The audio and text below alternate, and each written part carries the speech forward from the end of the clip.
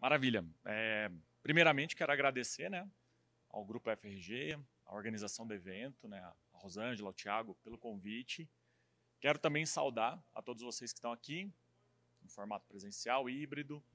Saudar também meus colegas aqui de plenária, a professora Flávia, o Thiago, depois o Roberto, que vai vir nos acompanhar aqui com um bom debate.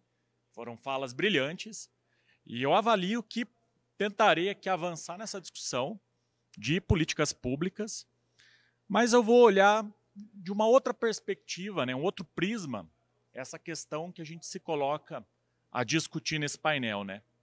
Mas antes disso, né, até me apresento brevemente, né, tenho trabalhado, né, em projetos de consultoria, em projetos desse setor de mobilidade elétrica, energias renováveis há 10 anos, né? Fiz aí uma carreira também com mestrado e doutorado nessa área, com a orientação, inclusive, da professora Flávia.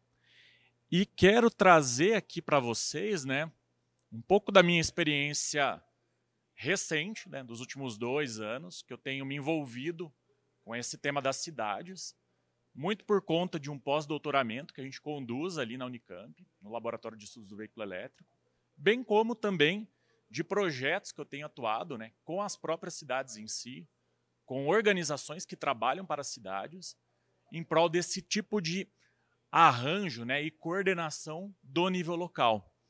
E é um pouco dessa discussão que eu trago aqui, né, desse papel das cidades na implementação, né, da mobilidade elétrica. O que a gente tem visto de experiências, desafios e o que deve ser feito para alavancar essa implementação no nível local, né? E a primeira questão, né, que eu trago para vocês, né, acho que é a grande questão central da minha fala aqui, né, que a gente vai olhar, né, qual que é o papel das cidades e olhando também os governos locais na mobilidade elétrica em seus territórios. Ou seja, a gente viu nas falas precedentes aqui, né, um grande direcionamento de governos nacionais. Os próprios exemplos, né, dos colegas latino-americanos, né, com planos, estratégias dos países, né, a gente vê, né, as bússolas sendo colocadas. Mas e as cidades? Elas têm possibilidades? Elas participam dessa governança? E a gente vai ver, né, e eu vou demonstrar aqui para vocês, né, já tentando responder essa questão, que as cidades têm um grande papel e um grande protagonismo, pois a governança da mobilidade elétrica, da mobilidade sustentável, ela é compartilhada. A gente tem o papel dos governos federais, com essas grandes orientações da nação, focando em políticas federais para infraestrutura, ciência e tecnologia, políticas industriais, um papel de um governo mais organizador, planificador. A gente tem os governos, no nível dos estados, trabalhando a questão de suas cadeias, dos serviços, daquela dinâmica de mercado regional, e as cidades com um grande papel na implementação das tecnologias. As cidades, elas participam como grande locus, de forma que elas acomodam essas soluções tecnológicas e dão esse respaldo técnico para essas novas rotas e tecnologias que são extremamente dissemelhantes daquelas aplicadas, para que elas tenham uma boa jornada para os consumidores, para os munícipes, né, para as empresas e outras organizações que estão dentro das cidades, né? E a gente vê, né, que, de fato, esse gráfico aqui é muito interessante, pois atualmente a gente tem no mundo cerca de 16 milhões de veículos elétricos rodando entre híbridos plug-in e elétricos puro, sem contar outros tantos milhões híbridos sem conexão à rede. Pegando esses 16 milhões que a gente tem de veículos com conexão à rede, cerca de 32% desses veículos estão em 25 cidades do mundo, que são cidades capitais, que a gente pode chamar, da mobilidade elétrica. Ou seja, as cidades, como a gente pode ver aqui, né, com esses 32% que se expandem, né, para esse conjunto aqui, elas têm tido sim um amplo protagonismo para acomodar essas soluções tecnológicas. E a gente vê, né, uma pujança, né, uma potência de cidades chinesas, como Shenzhen, própria Xangai, cidades americanas, como Los Angeles, cidades europeias, como Amsterdã, Oslo, Londres e Paris, que são respaldadas por um amplo conjunto de instrumentos locais para favorecer a implementação dessas tecnologias. Então, as cidades têm, sim, tido um amplo destacamento nessa direção. E a gente pode ver que elas têm um impacto, né, direto na vida das pessoas, tem uma questão, né, de demonstrar a viabilidade tecnológica, de mostrar que elas são alcançáveis e que toda essa dinâmica, né, que a gente coloca, considerando que a maioria das pessoas hoje no mundo vivem nas cidades, a gente vê que esses grandes protagonistas têm, sim, tido um amplo respaldo por políticas públicas no nível local. E que a gente vai ver agora, né, olhando um pouco dos pilares, né, por que as cidades estão se mobilizando para essa agenda? Por que elas capturam, né, na verdade, como é que elas capturam esse valor, né? Qual que é o sentido e a razão?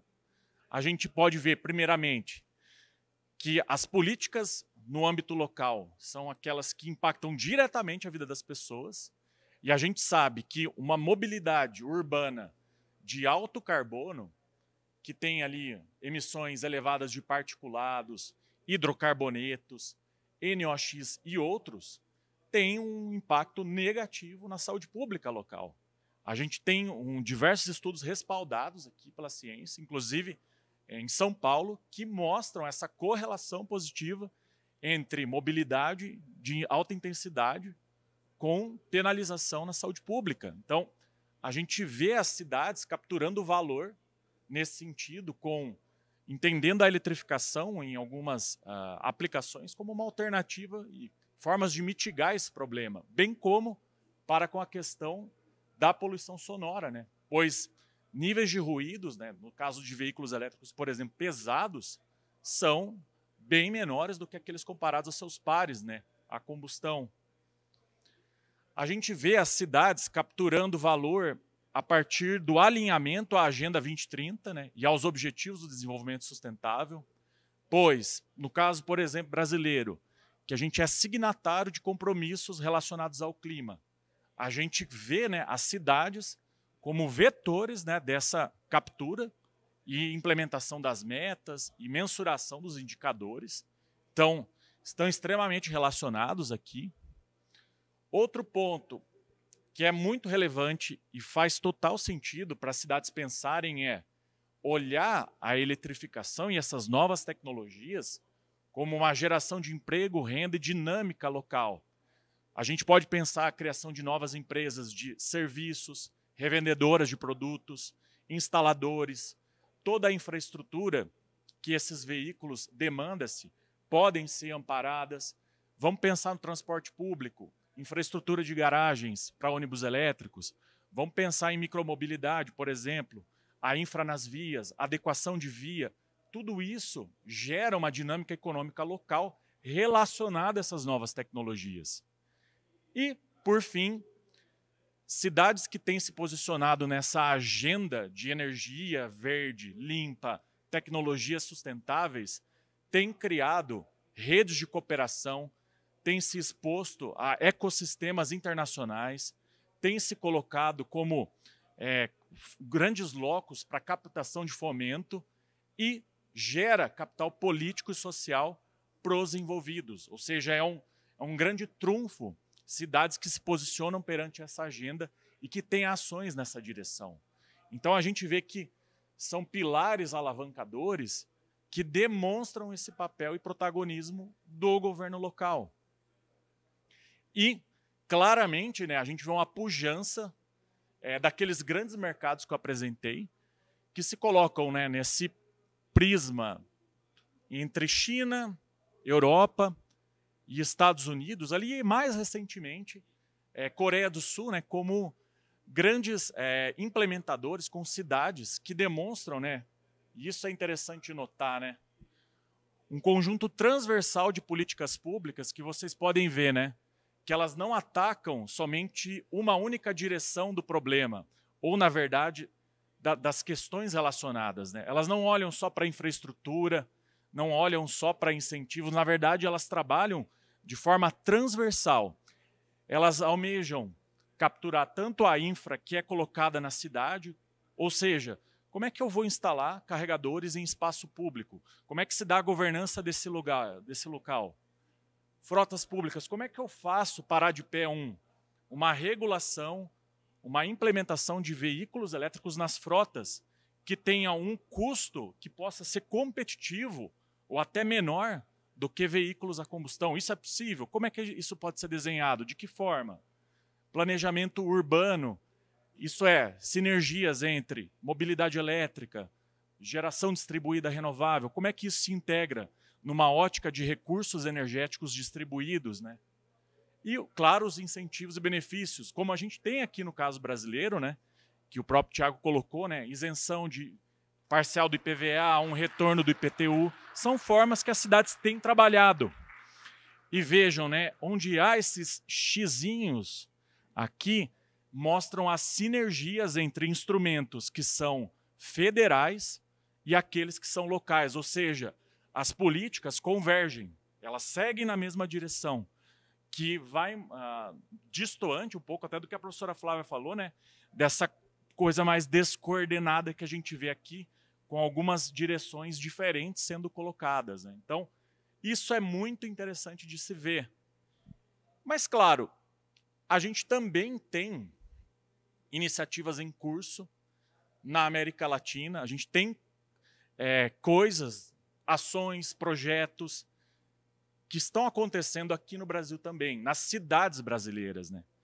E não daria, né, seria um lapso da minha parte não apresentá-las, né, para dizer que a gente tem exemplos de, por exemplo, frotas públicas, com o caso da Prefeitura de São José dos Campos, que a gente conversou com esse case, especificamente para o próprio anuário, que a gente vai trazer, né, que a gente falou que a gente viu que, ao eles abrirem mão da compra de veículos a combustão e passarem a alugar elétricos, o valor, mesmo que alto dessa alocação, foi menor ainda do que o OPEX anterior, porque os veículos ficavam muito ociosos. Então a gente viu que uma melhor otimização do uso dos ativos se colocou ali como um trunfo para a cidade.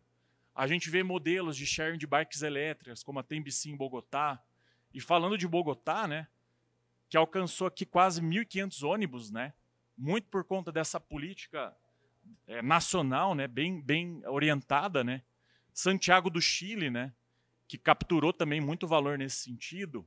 A gente tem sharing de bikes elétricas também no Brasil, né, aqui em Poços de Caldas, garagens amplas, né, e abrangentes aqui em Bogotá.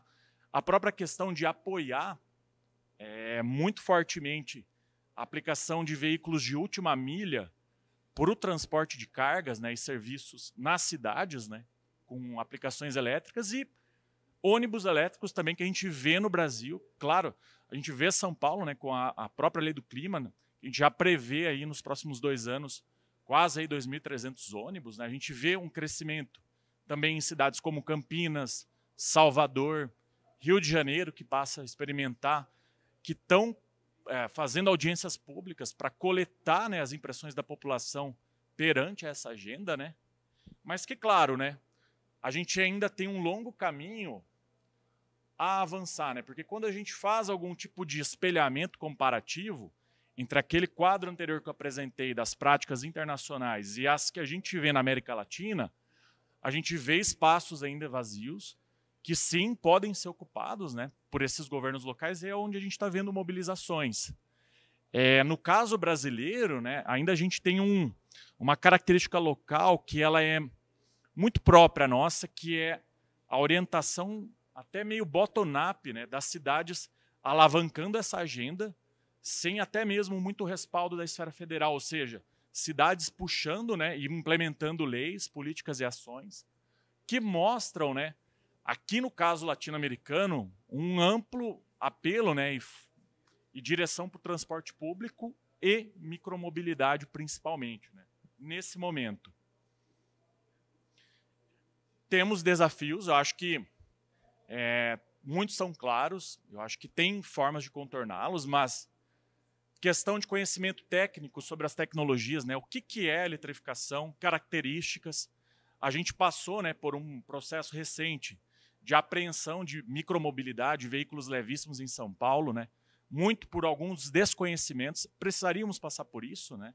Se a gente tivesse um nível de maior difusão, né, e divulgação das informações, questão de planejamento e governança, né, esses papéis entre escalas, a própria regulação, né, que dá suporte e ampara, né, a introdução dessas novas tecnologias, ou seja, segurança legal, até para os atores de mercado, questão de financiamento, fomento e capital, né, de onde vêm os recursos, e mercados e novos modelos de negócio que dão abertura para novos arranjos e costuras, né.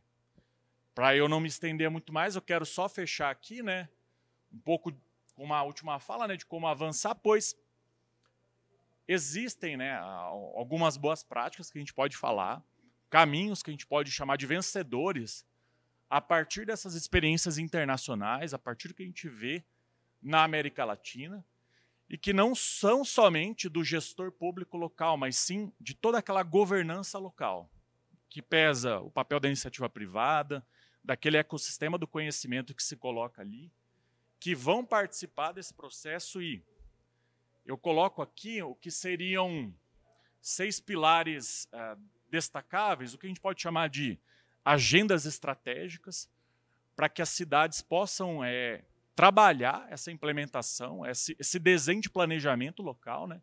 Falando muito de planejamento, né? Questão de roadmap, onde as cidades querem chegar com o tema, a própria questão de administração e gestão operacional, que é as cidades alocando, né, pessoal e corpo técnico destacado aqui para trabalhar nisso, nesse tema, esse arcabouço regulatório para dar segurança aos investimentos e à implementação da tecnologia, cooperação, parcerias e fomento, que é trabalhar com instituições, trabalhar com organizações do terceiro setor que apoiam essas iniciativas, capacitação técnica e competência, formar, né, esse ecossistema local, e as sinergias tecnológicas e energéticas, né, sendo a mobilidade elétrica não um fim nela mesma, né, mas trabalhando com essa geração limpa e renovável, de que potencialmente talvez esses elementos, esses ingredientes, né, trabalhando de forma conjunta, podem ajudar nessa jornada, né? Então,